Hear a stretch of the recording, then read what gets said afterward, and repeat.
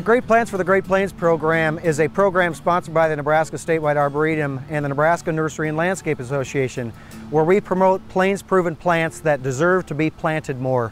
And the 2007 Tree of the Year is no exception.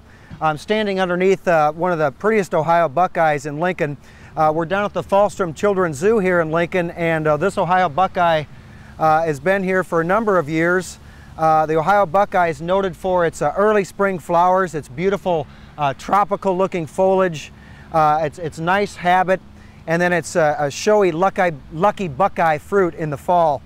And some Buckeyes actually can get a beautiful orange-red fall color. They perform throughout the state, and there's some great new selections that have been developed both from Minnesota and South Dakota State University that are worth looking for. Autumn Splendor is one of them, Prairie Torch is another. So the Ohio Buckeye, the 2007 Great Plants Tree of the Year. This is actually a little leaf pea shrub, and Carragena is its scientific name, Carragena microphylla, and Mongolian silver spires is the name of this plant.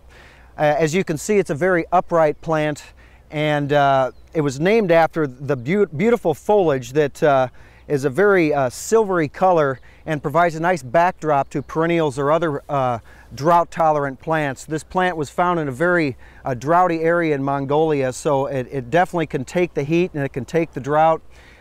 This plant has been in the ground probably 4 years, and what's nice about the little leaf pea shrub is the size of the flowers.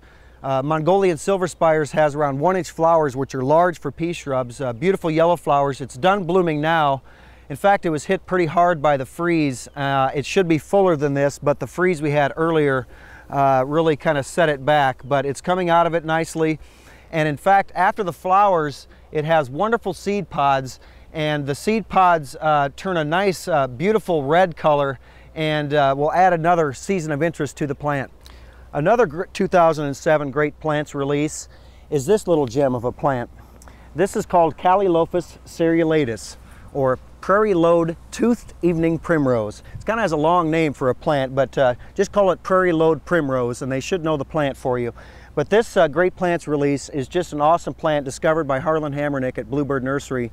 And I can tell you this perennial that's just getting started right now blooming, last year bloomed from mid-May all the way to frost. I mean, it took a hard freeze to take this plant out. I've never grown a perennial that bloomed that long for me.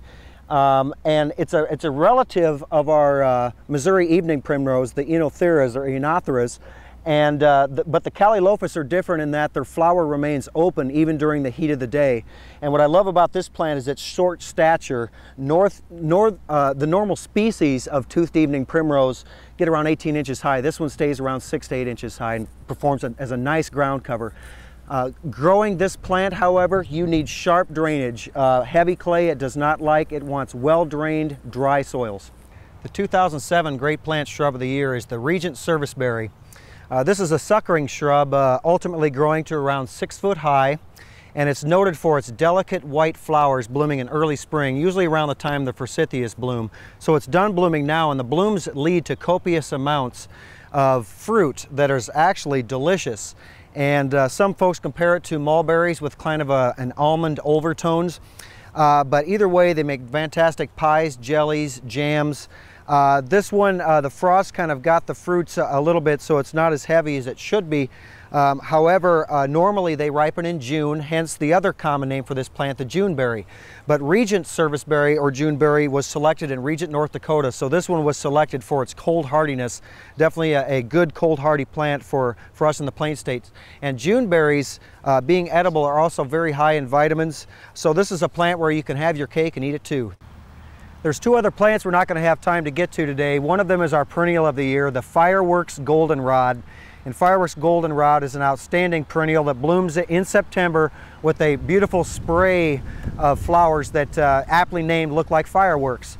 And the other one is our grass of the year, the Korean reed grass, another fall bloomer with beautiful inflorescence that are tinged in red that eventually fade to a nice slate gray color, the fall blooming feather reed grass, the Korean reed grass.